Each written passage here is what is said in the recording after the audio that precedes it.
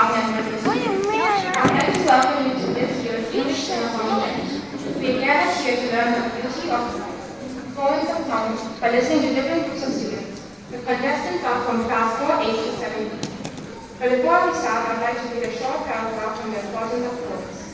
The only way to truly change someone's heart is by using words. And in my opinion, those words have to be romantic and thought about carefully. When a writer composes a song or poem, they use it to express the world. Hence, I'm comfortable in concluding that poems and songs can change your perspective, your heart, and the way you act. Songs can let us feel merely or possibly all the emotions that we experience in our daily lives, whether it be sadness or happiness. And listening to songs can also help us forget the problems that we are facing in that period of time. On the contrary, poems can help us improve our abilities and inspire us to read and write more effectively. These are only a few things that make songs and poems significant to us. Now I'd like to call each class up for their performances one by one. Firstly, I'd like to call our class 4A singing When I Look Up.